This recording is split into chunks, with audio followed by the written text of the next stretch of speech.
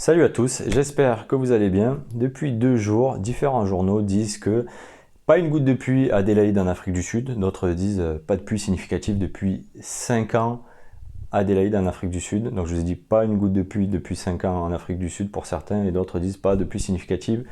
Donc depuis 5 ans à Adélaïde en Afrique du Sud. Donc déjà on voit bien qu'il y a une petite confusion entre pas de gouttes de pluie et pas de pluie significative. Ce n'est absolument pas la même chose. Et pour le deuxième cas, pas de pluie significative, ça ne veut absolument rien dire au niveau stricto sensu, au niveau scientifique.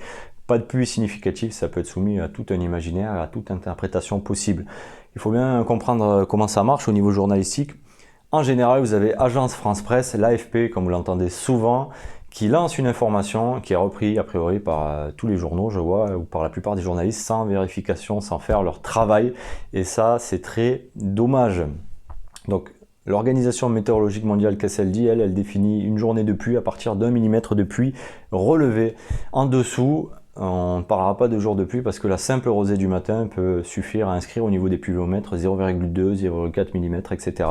Donc sinon, ça fausserait les relevés pour les jours de pluie. Il y aurait plein de petites journées où la rosée du matin est prégnante et afficherait sur les pluviomètres 0,3, 0,5 mm d'eau sans qu'il y ait une goutte de pluie. Donc c'est pour ça qu'on a décidé, qu'ils ont décidé arbitrairement 1 mm de pluie à partir d'1 mm de pluie. On comptera ça comme une journée de pluie. Ça sera comptabilisé en tant que tel. On part en Afrique du Sud, à Pretoria, à Adélaïde. Qu'est-ce qui se passe là-bas? On va d'abord vite fait faire un point sur le climat. Qu'est-ce que ça nous dit? Ça nous dit que ça ressemble aux caractéristiques du climat qu'on va retrouver en Europe du Sud, en Grèce attique, dans la région d'Athènes, en Sicile, à Malte ou dans le sud de l'Espagne, même dans le nord de l'Afrique du Nord, la branche méditerranéenne libyenne, une partie du Maroc, de l'Algérie, etc. Donc la même chose, là-bas, un climat qui ressemble très fortement à cette partie du monde, avec peut-être 1 ou 2 degrés de plus de moyenne annuelle. Donc soit on peut le qualifier de climat xéro-méditerranéen ou thermo-méditerranéen. Thermo-méditerranéen parce que climat méditerranéen chaud, xéro-méditerranéen, climat méditerranéen sec. Ce sont des termes qui existent vraiment, où on peut même parler pour certains, d'autres diront plutôt climat subtropical, avec une saison sèche assez étendue, ou climat qui se rapproche des caractéristiques du climat un petit peu de savane. On n'est bien sûr pas en climat ni désertique, encore moins semi-désertique, je vais vous dire tout de suite pourquoi. Parce que l'analyse du climat qu'il fait habituellement à Adélaïde, on est environ entre 300 et 400 mm d'eau annuelle.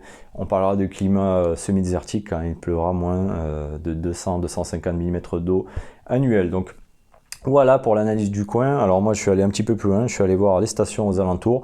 Port-Elizabeth, qu'est-ce que ça nous dit? Une centaine de kilomètres au sud d'Adélaïde. On est dans l'hémisphère sud, les saisons sont inversées. Globalement, plus on va au sud, plus il fait un petit peu frais.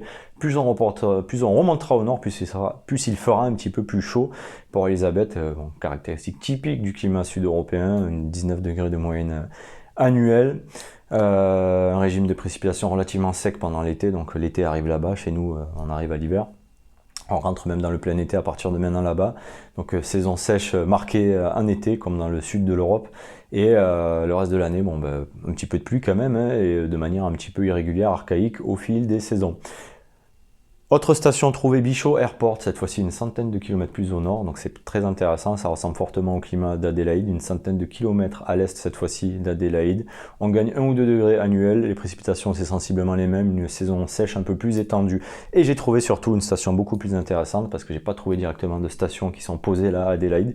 La station de Fort Beaufort, située 20 km à l'est d'Adélaïde, à vol d'oiseau, à la même altitude, donc c'est très intéressant cette fois-ci. Elle nous dit quoi? Elle nous dit à peu près les mêmes caractéristiques qu'à Bicho, à savoir une moyenne annuelle de 20-21 degrés pour les températures, et un régime pluviométrique pareil, une saison sèche vraiment marquée. Le reste de l'année, on récupère entre 300 et 400 mm d'eau annuelle, donc on est très loin de quoi que ce soit de désertique, ni de semi-désertique.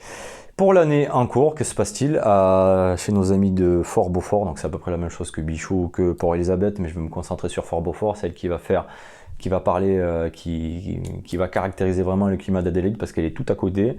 Elle nous dit qu'on va arriver à 300 mm d'eau sur l'année en cours, donc l'année 2019, mais que l'année soit pas finie. Mais comme on est en période estivale et période estivale sèche marquée là-bas, il ne devrait pas y avoir guère de plus de précipitations jusqu'à la fin du mois de décembre. Donc 300 mm d'eau pour cette année. Peut-être une année effectivement légèrement plus sèche, mais on est très loin d'avoir une année sans goutte de pluie, sans pluie significative, et encore moins 5 ans sans eau. Donc Donc l'article, malheureusement les articles ne vont pas résister à une analyse des faits. Qu'est-ce qu'elle nous dit, la station de Fort Beaufort, je rappelle 20 km à l'est d'Adélaïde, et c'est la même chose pour les autres stations à l'ouest, au sud, au nord. Alors mis à part le fait qu'on pourrait imaginer que pour le profane que oui, mais il pourrait ne pas pleuvoir à cet endroit-là,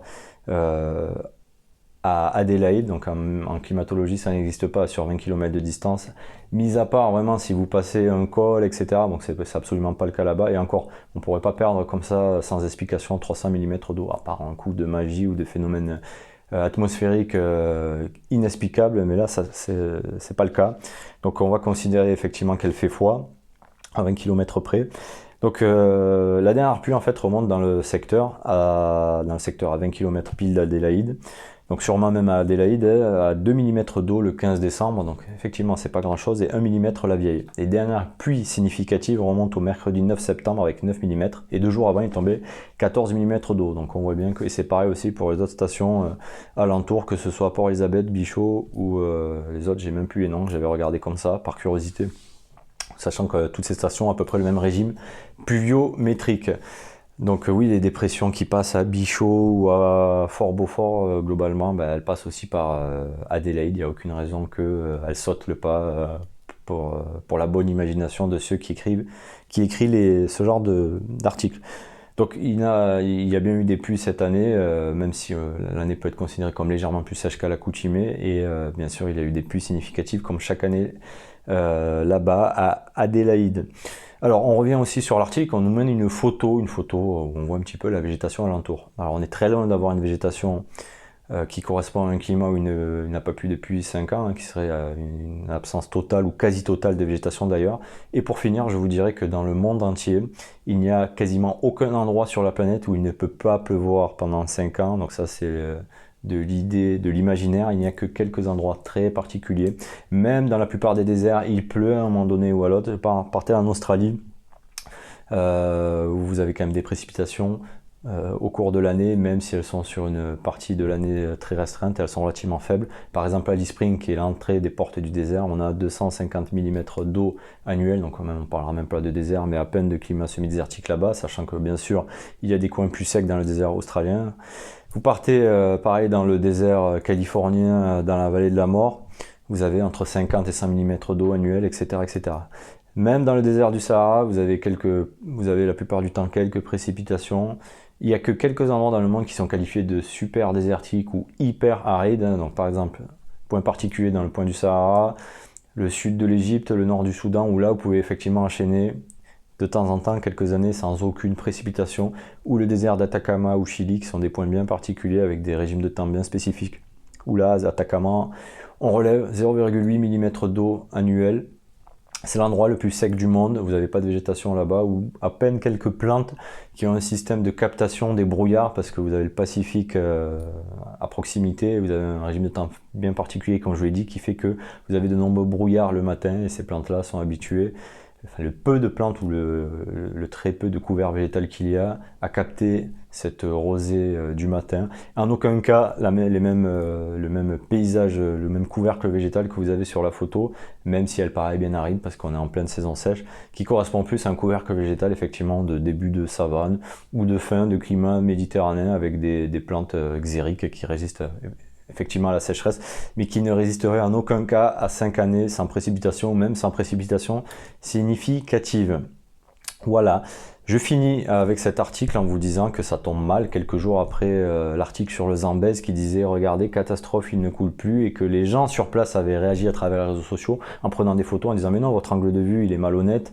Nous, on est là et vous pouvez venir, il y a bien le fleuve qui continue à couler. » Et ce que l'article ne précisait pas, c'est qu'on est enfin en plus de période sèche là-bas, au Zambèze, donc fin du mois de novembre. Donc rien de particulier, si ce n'est toujours le buzz ou je ne sais quoi de ces journalistes qui ne font pas leur travail. Salut!